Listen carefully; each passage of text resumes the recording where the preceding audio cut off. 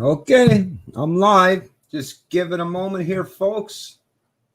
I'm going to be doing a couple live streams today, actually back to back. The first one's going to be, obviously, as you see in the description of the stream, is personal security and protection in the 21st century. I chat with Mario Greco. So I'm having Mario on once again to talk about some of the, defund the police and the fact that libertarians have been out in front of this stuff long before the Black Lives Matter movement started up and talking about police brutality, corruption, or the war on drugs for that matter. So I'm really interested in having that conversation. But on the back end of that one, the conversation I'm going to be having is with the gentleman that want to have a debate, kind of, because in the message that I received on Twitter, seems like probably going to agree with me more than debate me. That usually tends to happen because obviously when you take the moral and ethical stance on things, it's the person that wants to take the flip side usually place themselves in the wrong position, right? But anyways, let me get to Mario here real quick. What's going on? How's it going, buddy? Good. Yourself? How's it going? I'm doing good. Well, today I'm getting ready to do some battling here. with the mind, mind you. With the mind, not with anything else. But no, I saw the Serb was trending on Twitter yesterday. I said, yeah, why not? Let's wade into that dumpster fire. And boy, yeah, for sure. I luckily I came out. I'm so far unscathed, no skin melting off, but geez, it's been pretty hot there, I tell you. And basically all I said was more or less that, based on the amount of people, you got, 9 million people not in Canada that are on Serb, and the way they're trying to transition now, they're trying to make Serb turn into a UBI, universal basic income. Yeah. Basically, all I posted on there was more or less that, it seems there's a lot of Canadians who've become very heavily reliant on government, right?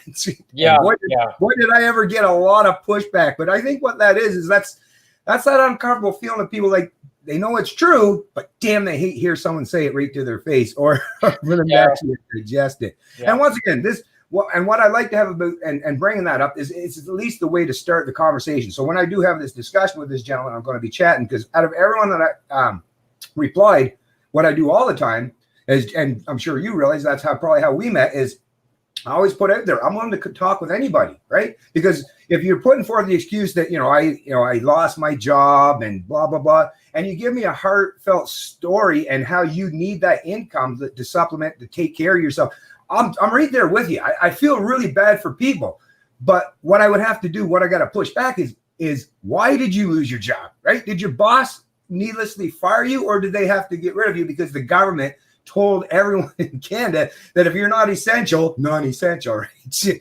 Eating's essential, and if your job is the only way that provides food for to sustain yourself, that's pretty essential. But it's government that destroyed your economic prosperity. And I get that people use the excuse of, actually, I shouldn't even go on with this because we're supposed to be talking about something else. So let me save all that pent-up energy for the Serb thing. No, I completely hear you, and I'm definitely with you there 100%.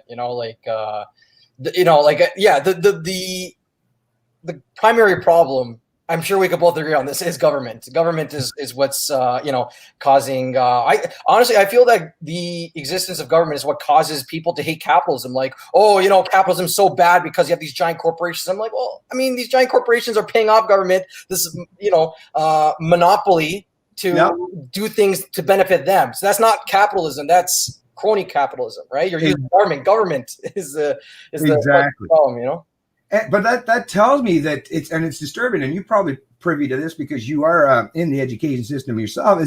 It's so disturbing. Now I realize even back when I was a young man, proper economic knowledge and understanding fiscal responsibility, it was still quite dominant because a lot of people like my grandparents still had those memories of the Great Depression and all that stuff. So there was still a lot of talk even when I was growing up. But I did see over the course of my life how it transitioned less away from that. And of course, in 1971, just a year after I was born and Nixon severed the tie with gold, then governments basically had like a full-on ability to print fiat currencies without anything restraining them. And I guess that's why it seems the narrative has shifted from let's try practicing fiscal restraint and economic prudence for we can all just somehow live off of what? Government print money, just like I put in the tweet earlier today. If people believe this nonsense, like if you truly believe in MMT, modern monetary theory, which is Keynesian economics on steroids, but if you believe in all this stuff that central banks could just print these fiat currencies, to prop up everyone or to create genuine wealth or economic prosperity, then why stop at a mere $2,000 a month? Hey, why don't just throw us all $1 million a year? I'm pretty sure we could think of how much we could pump up the GDP if we all had $1 million at our disposal every year, right? But that's the thing. Even the proponents of that nonsense, if you press them on it, they would have to realize that, no, actually, there's got to be something underlying there that actually generates what the worth is. And if they don't understand that, I would say just Google right now, if you want to learn what happens, just look at what happened to the Venezuelan. What is their currency called? The dinar? No, not the dinar. What is it called down there again? I'm not sure. Anyways, or if you want to see how really crazy hyperinflation get out of hand, is just to look up Zimbabwe. Like you can literally right now have yourself a $1 trillion bill from Zimbabwe.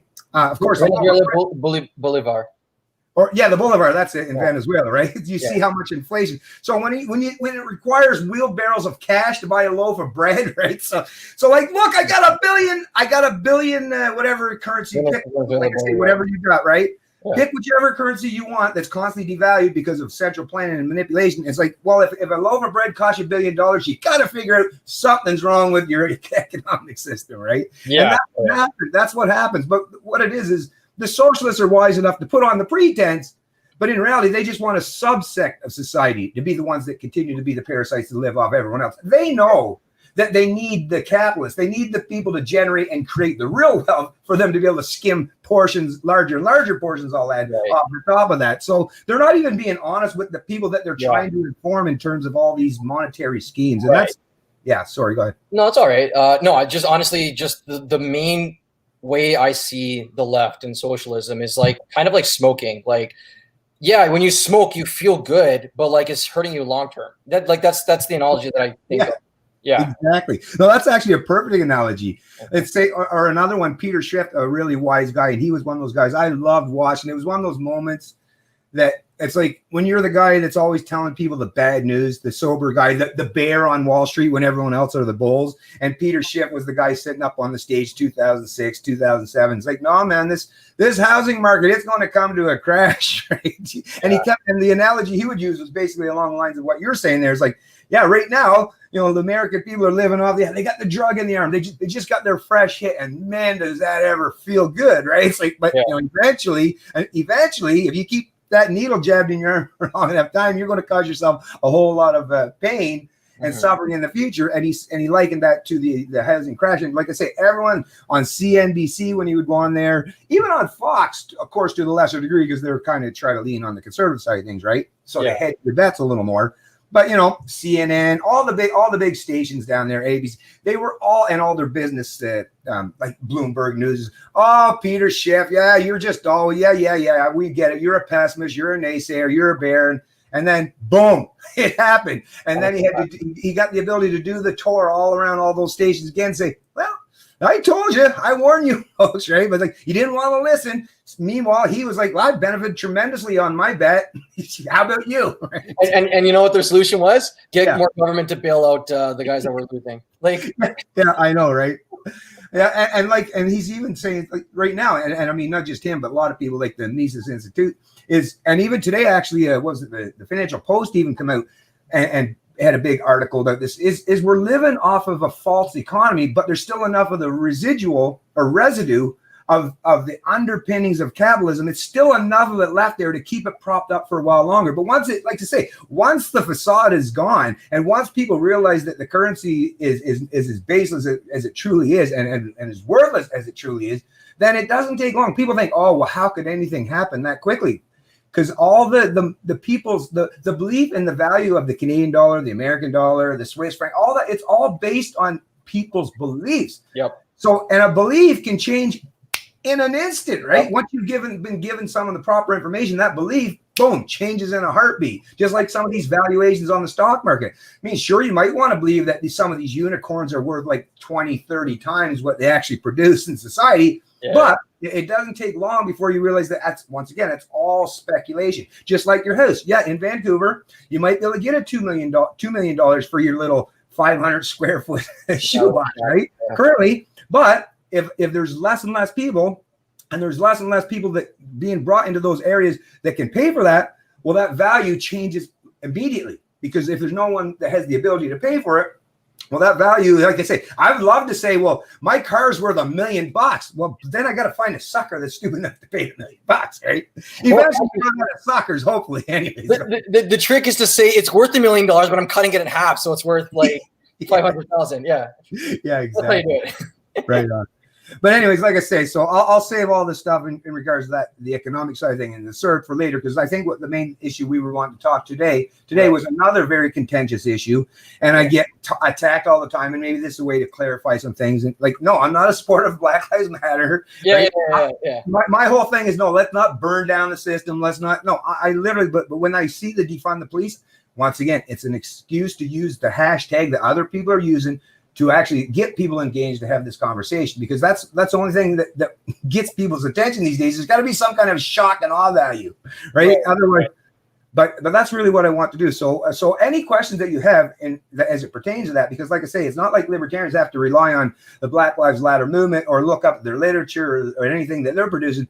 Like I say, if you go back to like libertarians from the 70s, the 60s and 70s, and even after the war on drugs was ramped up under Reagan and such, libertarians even back then were saying, and that was under a right-wing government, right? A conservative government. But even libertarians, because libertarians, it's all about the principle. It's not about playing politics. It's about standing true to your principles. And the principle is the war on drugs. Of course, it has a terrible, and it's been terrible, not just for the Black or the Latino community in the U.S., but even white people as well. But you can see that there is definitely much more people in these minority groups who are being affected by the drug war. And so, but what libertarians like to do is like, can we just take it out of the race thing? Because we acknowledge that there may be some underlying systemic aspects that may contribute to the fact that there's Black and Latinos who are disproportionately affected by the drug war. But at the same time, we can't forget about the minorities of people, whether they're white or a middle-aged lady, right? Or someone, anybody can be affected and caught up in these, especially with the 3 strikes you're out laws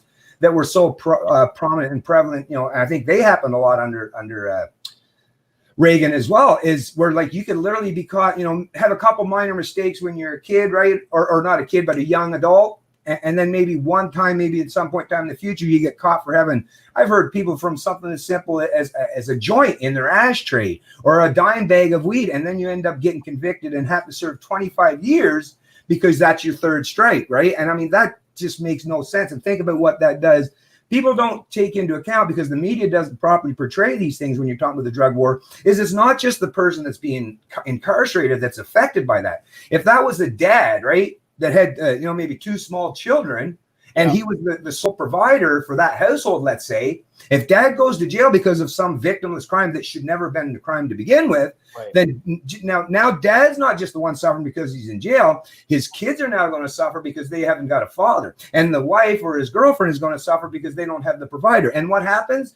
Well, they're left, unless they can find family members or other people to help pick up the slack, well, what choice do they have left but to go towards the state, right? To look towards the state to become the new surrogate father. So it's a way, once again, that is destroying the family, causing harm to not just like the person that's being incarcerated, but that trickles on down through the family. And like I say, I'm just talking about the immediate family. There might be other people that were relying on this gentleman for other things as well. Maybe for moral guidance, maybe to be a father figure. There's a multitude of reasons. Or maybe he was a basketball coach in the local community too. Like there's so many things that kind of drug war and like I say, causing people to be incarcerated for what really shouldn't be a crime, how much effect that has on society. So when people like myself as showing what seems like showing solidarity with the Black Lives Matter movement, no, once again, I'm just taking advantage of the opportunity that's being presented to me so that we can get to talking about the fact that yes, there are ways to protect people in society, for people to have personal security without offloading it to an entity that we can't hold to account. Right. I see. Well, I mean, based on what you're saying, like based on that, that said, like I feel that when you have these issues that happen, I feel that a lot of people tend to focus on the symptoms. Like for example, the drug war and stuff like that. It's had a negative effect on a lot of people, especially people of minority backgrounds, right? Yeah. But I feel that when people see that, they're like, oh, so we need to narrow our focus onto these groups, and then they focus so much on the symptoms without looking at the big picture and being like, wait, it's the drug war that's the problem, right? Yeah, exactly. And then they try to like focus on like welfare and like think like things that require government to fix government created problems. You know what I'm saying? So like, if government creates a problem, more government is the solution. Like kind of like cycle, which is not good, right? And I feel that we need to focus on the core issue, which is actually when we tackle that core issue, we get rid of that. Like, let's say in this case, the drug war. It's like the solution is a tide that lifts all boats, regardless of ethnicity. I feel, right? I think that's the most thing we got to focus on, because like I'll relate this a little bit. This is a little bit tangential, but when I was a supply teacher, I remember when I introduced, like, whenever I had, like, let's say free time with the kids, like, let's say the kids are like grade 3, grade 4, whatever, right? And let's say I put them through a computer programming activity, because that's what I've studied. I did dev in university and stuff, and became a teacher, started teaching computer science. But when I would present that to the kids, and I presented like a fun activity with programming, all the kids put their hand up. They're like, I love programming. Every single one of them, the boys and the girls, right? And the thing is, normally in comp sci, you have a lot more men than women in comp sci, right? And then people say, oh, you know, we have to focus on the women. We need to try and not just convince, but also inspire them to join STEM fields, right? But I feel that if you, let's say, use another method where you focus on kids regardless of gender, then more girls and even more boys will be interested in STEM fields, right? So it's like we got to focus on the tide that lifts all boats, because if we focus on only one thing, then we're trying to tweak the current system when really it's the current system that needs to be rethought. You know what I'm saying?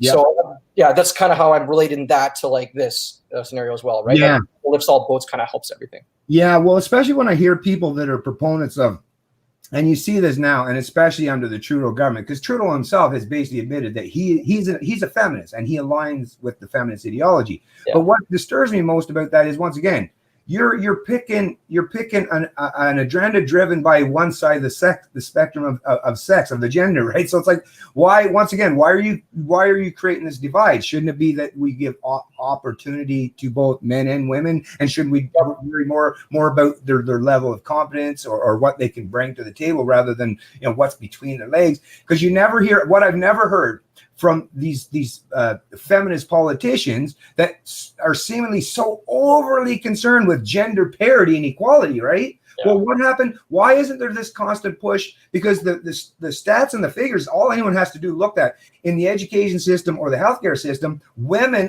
overwhelmingly represent the bulk, the majority of those in those particular fields. But I don't hear, or in daycare centers, right, or child rearing of small children. You don't hear this constant talk where they're trying to show like semblance of equality, where it's like, well, we need to help more men get into the healthcare fields, or more men to become early childhood educators, right? You know, how come there's not that push? That's how you know that it's agenda driven and not based on anything like objective or science based, or trying to create any form of equality among the sexes, because you're only picking one side of the equation and leaving the other side entirely void and not even covered. It's just pretending it doesn't exist, right? So that's kind of how I know. That's how I know if someone's coming with a good, honest intentions or good intentions. You can tell, like, oh yeah, that would make sense. But as soon as you talk about that stuff, and I've done this in the past, it automatically just skirt or like do a U-turn, try to misdirect you in some way and get back to but the women are oppressed. It's like,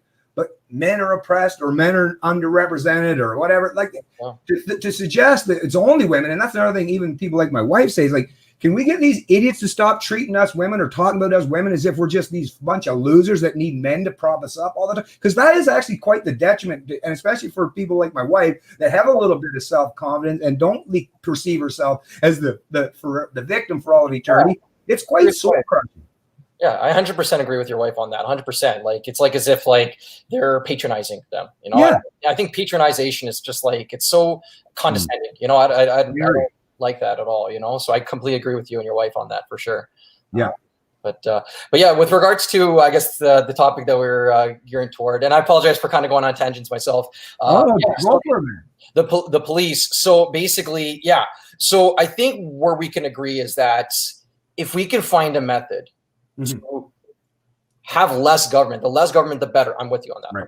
Right. If we can find a system that works, that doesn't require government, I'm good to go. Let's go. Right. Exactly. But the thing is, when I hear and see, let's say, the Black Lives Matter crowd, the feminist crowd, and the leftist crowd all saying like, oh, we need to abolish the police. We need to defund the police. I'm just like, oh, hold on a second. So wait. You want anarchy? You want total crime? You want like no sense of protection for people? And you want no sense of law and order? Like that's what kind of like jitters me, right? Now, with regards to the method and how we ensure law and order, yes, like there could be definitely reforms. Like I believe that there should be some sort of police reform to ensure that, you know, bad cops are held accountable, right? Because there's bad cops, just like there's bad teachers, just like there's bad doctors, just like there's bad people in general, right?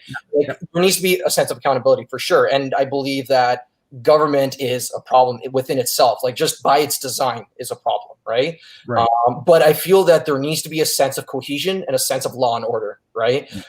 Because without cohesion and without law and order, you have, you know, criminals, looters, and total lack of safety. And then people really have to like totally be hostile and like clench their self-defense to their chest and, you know, ensure that they're safe, right? But basically what I'm saying is that I feel that there is a place for the police. I'm sure you agree with this too. Like there is a place for the police. It's just how we go about it. But like to totally get rid of them, I'm not too keen on that as right now. Yeah, well, see, that's why I prefer to support the hashtag defund the police rather than like abolish the police. Because what it is, like I say, what it is you want the model of funding to go towards somewhere, just like with anything in society, any service that's provided you in society, no matter who you are, you're going to want some way to hold the people on the other side of that transaction accountable. Because if there's a lack of accountability and there's no transparency there, then once again, it's just you're just hoping and praying that somehow. But as we know, and that's the thing, some people like to use examples of like the CN police. They had their own private police force. But why do people feel like you have to go back that far? In Canada today, I've got relatives in my family who are security guards, and they are private citizens. They're hired by a private company. A lot of the times they don't carry guns, but there are security firms that do carry guns, depending on what your actual activity entails, what your duties entail. But there are ways, and as we see, you don't hear a rampant rise in abuse of security guards, or not saying that these examples. I'm sure if you looked and scratched far enough below the surface, you can find some examples of private security firms or private security guards or individuals who have done wrong and treated someone member of the public in an appropriate way, or maybe been abusive to them.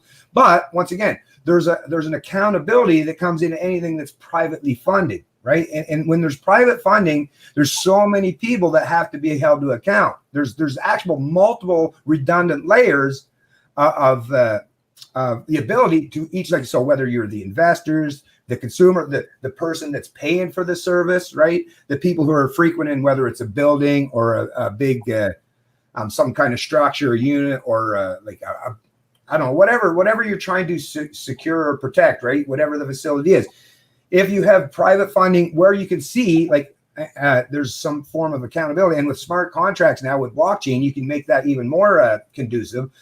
Whereas, like I say, with the police, how are they funded? They are funded by way of government, and government basically just takes from us against our will, take whatever they decide in the legislation, that they decide X amount of dollars that I want to take from your income, whether it goes to healthcare, whether it goes to the police, whether it goes to this, that, you don't really know at the end of the day. There's no accounting. There's no line by line accounting that you get as the taxpayer said, okay, this portion of your taxes went to this. So there is no genuine way to hold them to account. Where, like I say, in a private institution, and like I say, to defund the police, what it is there's resources that are going now to people to protect and serve the public.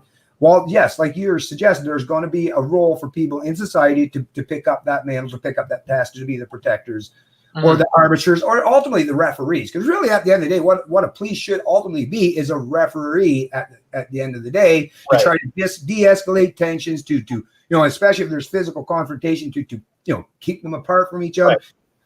But once again, that's the defunding thing, is take those resources. Now, some are suggesting maybe take some of those resources and place it in the hands of the healthcare field. That could be the case too. But once again, if it's done through central planning, then I don't know if that's going to be done properly or not. Whereas if you take that and you just offer an alternative service, just like now with a private security firm, if you offer that as an alternative source for, like, there's a multitude of things. So let's say you still want to keep the the RCMP or the jurisdictional police forces in Canada for, I don't know, investigating murder, rapes, or, I mean, like I say, but there's so many areas that's considered law enforcement and rules that these order followers have to follow. There's so many areas where, like I say, you could offload that responsibility, offer a private sector alternative. And like I say, you would still have some funding for the police, so you'd still have at least some semblance of protection for the community, and make sure you're putting those resources in the most competent police, the ones that are actually doing the good job, right? Not the ones that are just sitting there being tax collectors or road pirates.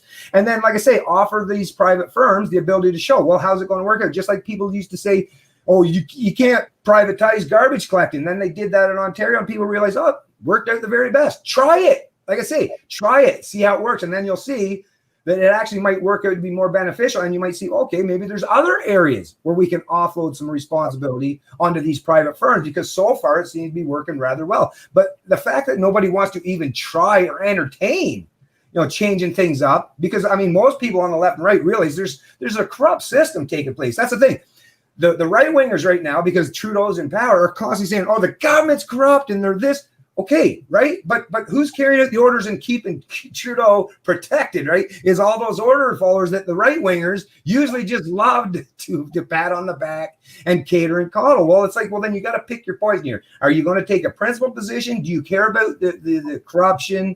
And it's getting to be quite rampant corruption. Do you care about all the Canadians, people like myself, who've been needlessly, punished and penalized and had criminal convictions for victimless crimes that should not be crimes in the first place? Do you care about any of that, or do you just want to continue to play politics and pretend that somehow police, are doing things that they're actually not? Because once again, they do solve some crimes for sure, and sometimes they get lucky and they intervene in a crime as it's happening. But the overwhelming majority of the time, they're coming after the fact to take a report. So the crime has already been committed at that point, which is why, in addition to having or third parties as potential ways to help protect yourself from threats, my biggest thing my whole life has always been, I'm going to try to rely on myself first and foremost, because I'm the one, like just like my wife or just like my kids, I've always told anyone for that matter, you are ultimately, at the end of the day, if you're walking down a dark alleyway or whatever you're doing, I don't care, drive a car, right? It's the onus is ultimately, and the responsibility is on you to do what you can to protect yourself from potential crime. And we live in the age where there's not just amazing like surveillance tools and security apparatuses, but there's a multitude of new technologies that are coming along every day to help people with that kind of stuff. I mean, car theft now, it used to be rampant in the 90s, but now with every car basically having GPS where you can track them everywhere they go, right? And same with your cell phones. It's like, well, theft of that stuff is much easier to solve without having to, once again, offload that onto a police department. It's just a matter of, oh, here, the car is here. We need someone to go pick that car up, bring it back to the owner. If there's any damages, they're going to have to try to do an investigation, find out who potentially stole it. And you're still going to do all the exact same things that currently take place now. But once again, you're offering a different solution where people have more of a chance, more of an opportunity to hold each other to account. I completely agree with you. I feel that like everything you said, like your explanation for why you believe in, like let's say defunding the police, I completely agree with you on that. I think where we differ a little bit is the branding. I think the branding is where we differ a little bit. Like the concept wise, logic wise, 100%, I concur with you. But when it comes to the branding, like for example, hashtag defund the police, I see that largely as a branding of the left, right? And like even let's say Black Lives Matter, right? Yes, I genuinely 100% believe in the lives of my Black brothers and sisters, 100%. Yeah.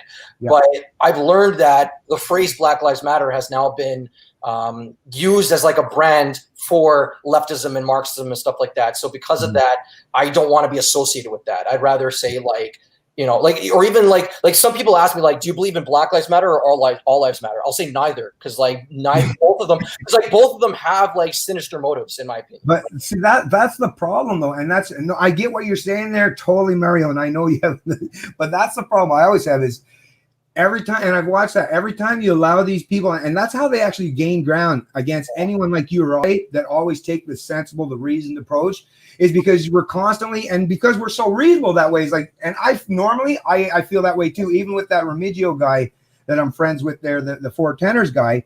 is I even was a little apprehensive of trying to defend the guy because I knew I was going to get attacked by him saying all lives matter too. But it's like, no, I'm not allowing them. They might try to use the fact that the guy used that term to mean something other than what he meant it. I'm sure there are people like with evil intentions or some white nationalist Nazi types that would say that phrase as a reason to diminish the Black Lives Matter movement. Right. Sure, there are people like that. Right. But once again, I'm not ceding the language to nobody. No right winger, no far right dipshit, no far left Antifa moron or Black Lives Matter protest. I'm not ceding the language, and that I think is what has actually placed most of us in the position where now it's like we almost have to reinvent the frickin' English language because everyone has taken over these words and use them in such negative manners and give them such negative connotation that it's so hard. I mean, even for you and I to have a discussion, to even for it to even be remotely controversial in any way for someone to say, hey, all lives matter. That's fucked up. That's pretty messed up. Because if Martin Luther King was alive today, he'd be the guy saying all lives matter, right? Yeah. So, yeah. I mean, the thing is, I feel like if Martin Luther King Jr. were to say the phrase all lives matter, I think it would like untaint the phrase all lives matter. Yes. Like you're saying, like people who say all lives matter, from what I feel like they use that as a means to kind of like deter people's attention away from, issues that Black people face. That's why I also don't say all lives matter either, because like that phrase has been tainted as well. Like, I mean, denotatively, there's nothing wrong with saying all lives matter. Denotatively, there's nothing wrong with saying Black lives matter. But now connotatively, because everything's been so politicized and polarized, now they've become tainted, right? And now they're like part of crowds that I don't want to associate with. Neither of those phrases, right? Even like, let's say, for example, Pepe the Frog, right? Which is a meme, right? Like I remember like there was, a few people talking saying like, oh, Pepe the Frog is a white supremacist symbol. I'm like, no, it's not. Like, it's a meme. First off, it's just white supremacists try to adopt it, but really Pepe is not a white supremacist symbol. Pepe is a symbol of rebellion just in general, right? Yeah.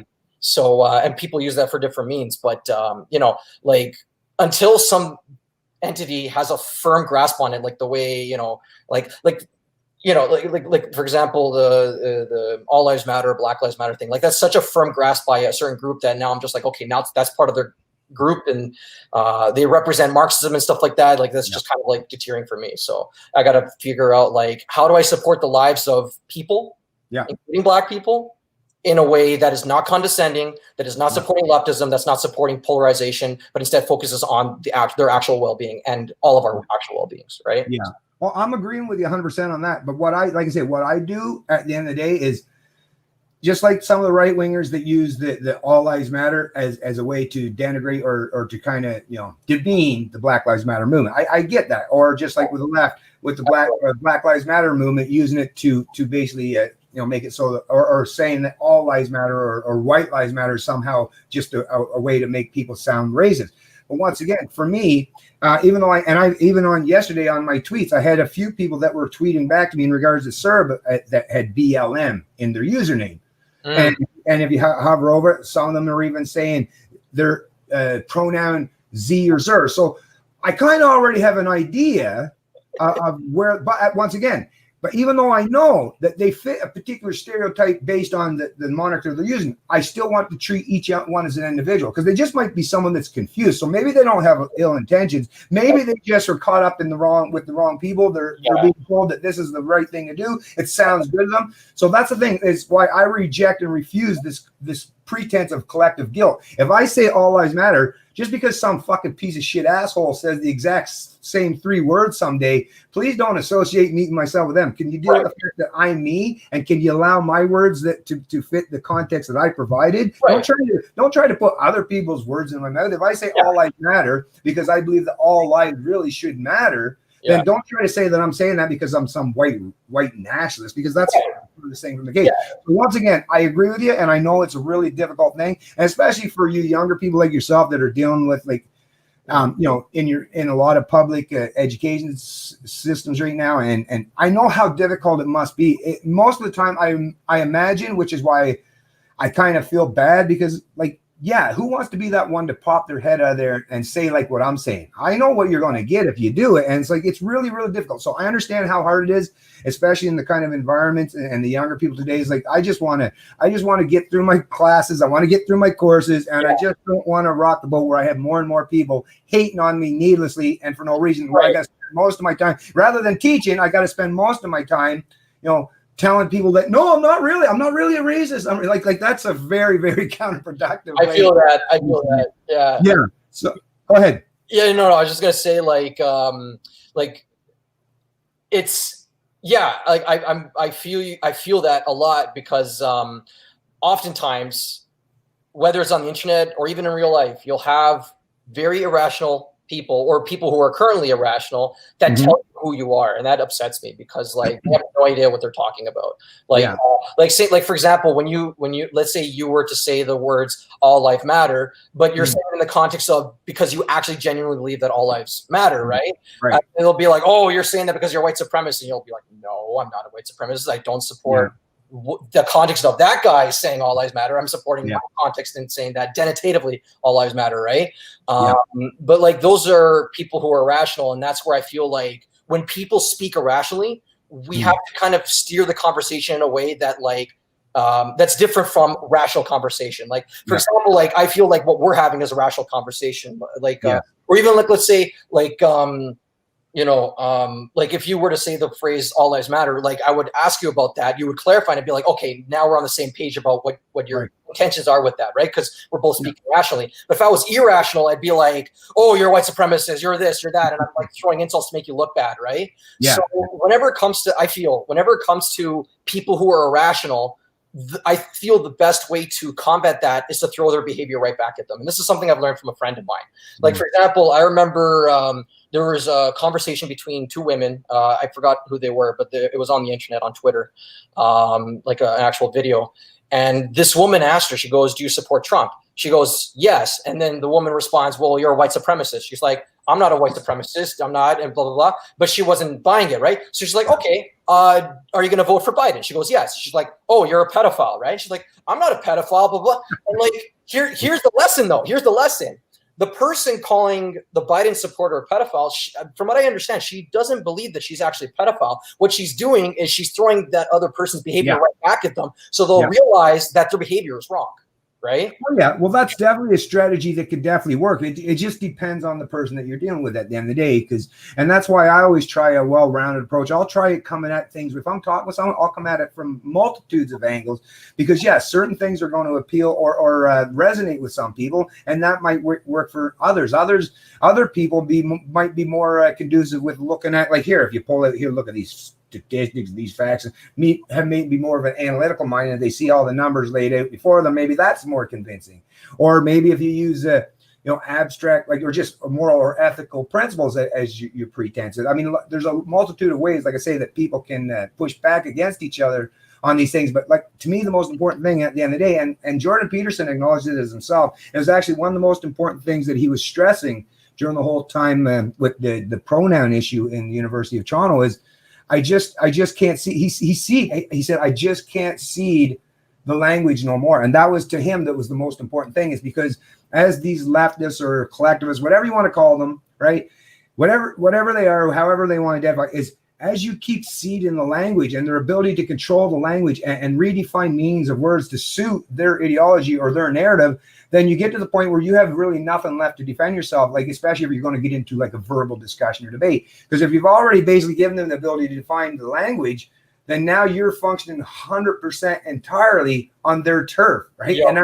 And under their rules, and you have no say in the matter, because they just, like I say, they just get to define the terms to mean whatever they want it to mean, because it helps solidify or back up their pretense or their ideology or what they perceive as right or wrong or truth or false. And that's a big deal. And that's, like I say, that's an important thing. Yeah. I know it's difficult for you, especially for young people, but don't allow them to see the language. And the beautiful thing with the internet is just say, the best thing for me is to, if someone's having a discussion with you, it's like, okay, you might think that maybe I'm trying to convince you of something, and maybe you might think I have the wrong intentions, but you know what?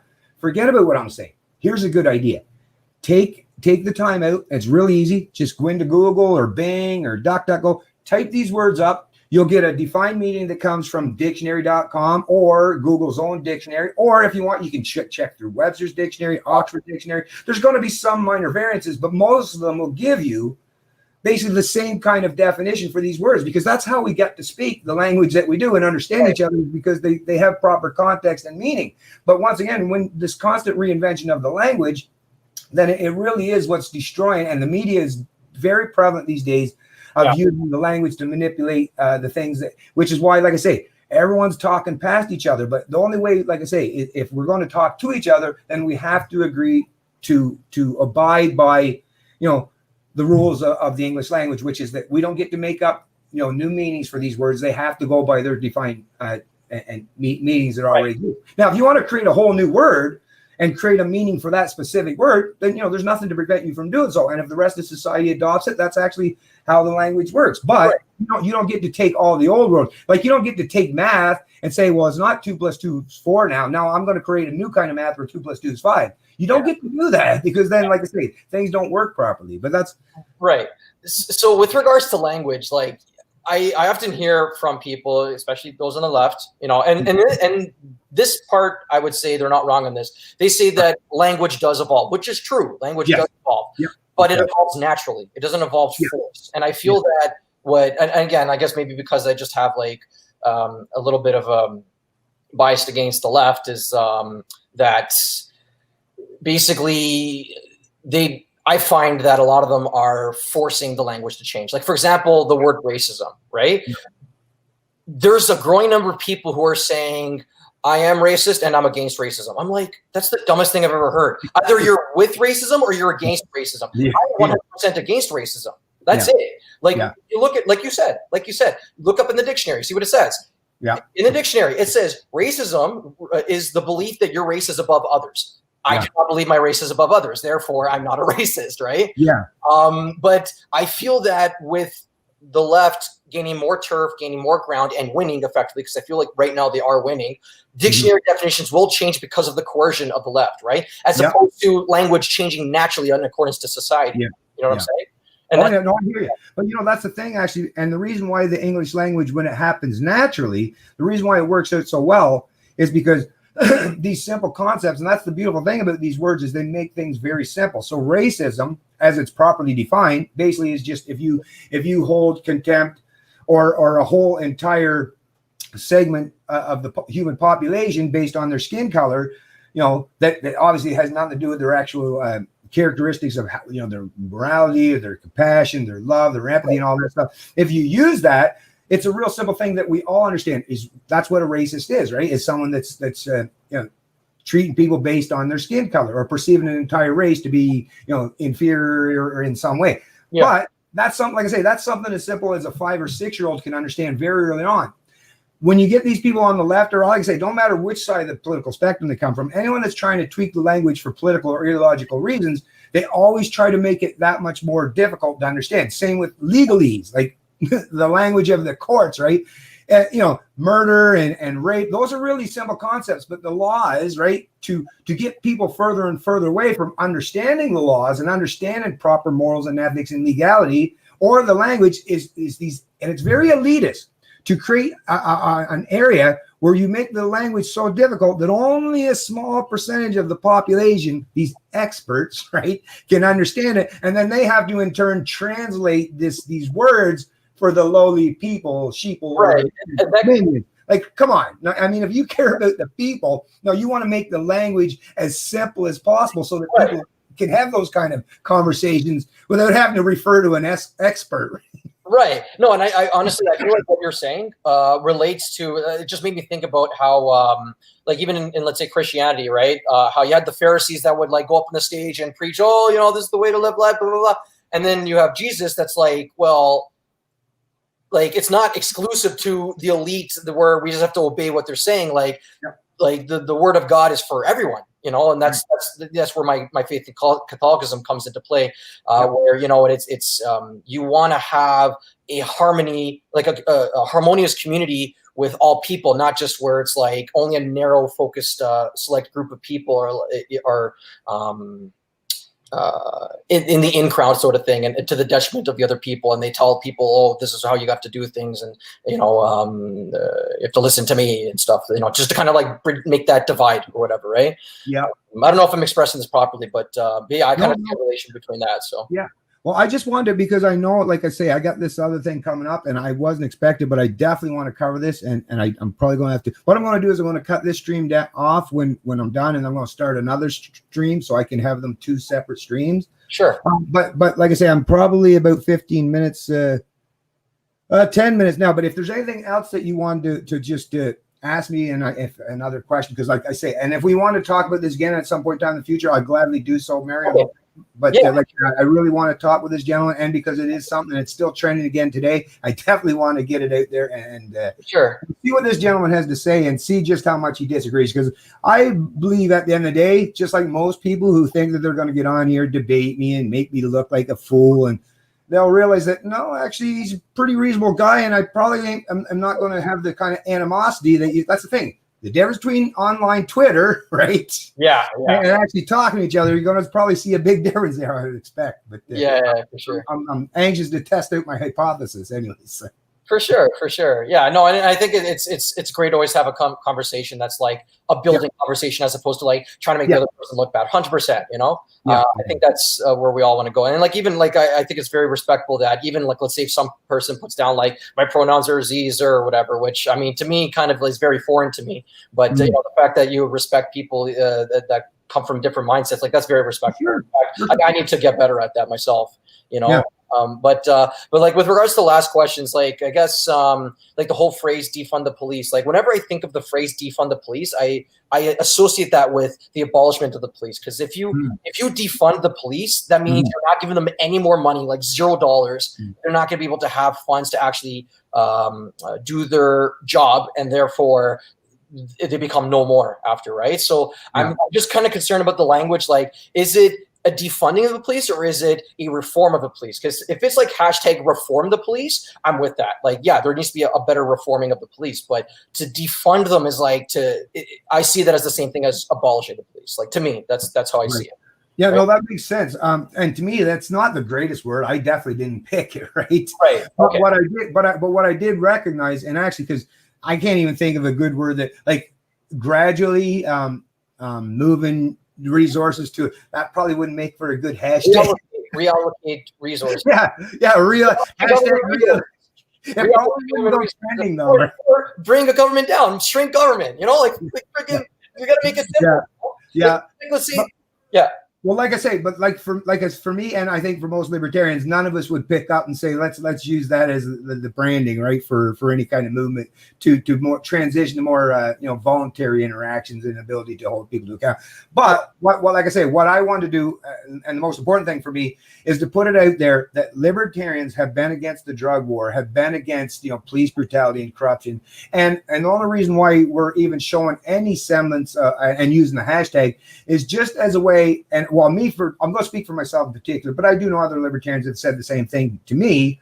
And when I've had conversations, it's a way to reach across that divide. And like, we're showing like it's our way of saying, you say defund the police. I'm going to share that hashtag, but only so that we can have a conversation. So you can see that I'm not, because I think if I just not automatically said, oh, if you're defund the police or you're an idiot, right?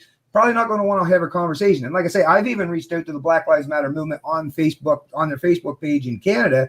I've had no one reply to me, but I'm still willing to this day. I want to have a conversation because, like I say, I'm sure a lot of the people in that movement have some genuine grievances, but I would like to offer them up better solutions. I'd like to offer them alternative solutions than just tearing down, the current structure. Because, like I say, how about we just create another kind of structure in combination alongside and see, and like I say, let the market do what's best. It's best. And like I say, try our best in any other multitudes of way. Even if you think voting to get rid of a particular politician that's corrupt and maybe ramping up the drug war in some way or closing down the cannabis facilities, because that's another thing in Canada. It's legalized in Canada, but there's still a tremendous amount of people that if you don't get your government license, your government approved certificate that says you're allowed to sell cannabis, are still having their shops closed down, their livelihoods taken away from them and stuff. So like I say, I just really, at the end of the day, I think libertarians, we don't necessarily prefer the defund the police, because there's no nuance to it. And if there's one thing libertarians are very much all about, is offering nuance, right, to what we stand for and stand behind the actual principles. But like I say, at least it was something that offered us the ability to try to dip our toes in the water, to having a conversation with people that we have a tremendous amount of disagreements with. But once again, to try to find a way, rather than, it's easy to find our differences, but I'm trying to find a way with people that I definitely have a tremendous amount of agreements with, but I'm trying to find where can we find agreement and then build on that. That's what I want to do. Right. Yeah, I'm with you on that 100%. I hope that, and I feel like that's something I need to get better at too, right? Because I tend to be quite adamant in my thoughts, my beliefs, but at the same time, like, I feel like the goal we should have is to find common ground with people, because even like these leftists and socialists, they're fueled by a desire for good, right? Like they want good. It's just, I feel like they're going about it the wrong way, but their heart's in the right place. It's just their hands are not in the right place, right? So I feel that if we can be like, hey, we have the same goal, we want better things, we just have different ideas on how to get there. Let's find a practical solution that actually works, that actually like lifts people out of poverty, that actually gets rid of racism properly, like and like effectively and realistically, and let's say solves the issue of police brutality, because police brutality is a problem, but at the same time, how do we go about it, right? So Exactly. Yeah, and that's why I'm thankful to have someone like you to talk to and explain my position, so that when people are hearing you, and if they mention my name, oh, that guy said defund the police, well, you can explain them, or you can just share the video and say, well, this is what he means. If you really want to know what he means, what he stands for, then listen to the guy. Don't listen to what other people say, because that's really that's a big thing for me. Is, of course, people are going to try to misrepresent or stereotype me, but at the end of the day, once again, personal responsibility. Don't listen to what other people are saying. Go to the source themselves. Like with me, I'm not going to listen even for the Black Lives Matter protesters. A lot of people will say things about them, but I'm going to go to the Black Lives Matter protest, their page or their Twitter, and see what they have to say themselves. A lot of times that they are advertising that they are Marxist and they believe in big government and all this. So it's like, what I would like to talk to some of these people is like, I understand your grievance, but trust me, growing the state could actually be more detrimental for your cause than anything that's going to help you. So I'm just saying, I understand your grievances, but your solution, you might want to second guess on that one. That's all. That's all I would suggest and offer up. Right? And I completely agree with that suggestion. I'm right on. Well, like I say, sorry to rush you along, Mario. There, buddy. I appreciate you having me on this channel. Cool. It's always a pleasure. Thank you so much. Thank you. Awesome. All right, you have yourself a great day, and we'll talk to you again soon. Okay. Likewise. You have a great day as well. Talk to you soon. Yep. Take care, Bennett. Take it easy, man. Thanks. Ciao. Okay. All right, folks. So like I say, I'm just going to take a couple minutes break here. And thank you everyone for joining the stream. Let me just say hi to everyone real quick. Actually, let me make sure this gentleman that I'm supposed to be, I will send you the link in a second here. Let me just join me shortly. Just going to the wash. Ha! And that is true. I mean, I really am. I got to go to the can real quick there because I'm not sure how long I'm going to be on with these this person. But anyways, like I say, so let's see who's in this chat. We got Edgar. What's going on? Edgar, the war on drugs is a war on people to think people have been caged for years for having no legal rights in their possession. Yeah, exactly. I agree. Oh yeah, no, I get you. Corporatism. Hey guys, God bless. Hey, how you doing? Cement God. Hey, Cement God. Hey, God bless from NB. Cement God. Northside Ready Mix. Econocrete. No, I don't know. Not sure who it is, but anyways, nice to see you in the chat, and especially from a fellow NBer. Really nice to see you in the chat. Like I say, I'm going to be cutting this stream off and starting another new stream very soon, basically in a couple minutes after this one.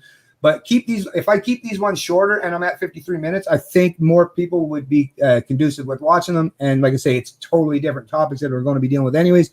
So I think it's better for me to do that. Let's see what we got here. The black market only got better. Agreed. Hey, Rika always puts a smile on my face when Rika's in the stream. Good to see you, Rika. BLM is an admitted Marxists. Yeah, yes, I agree.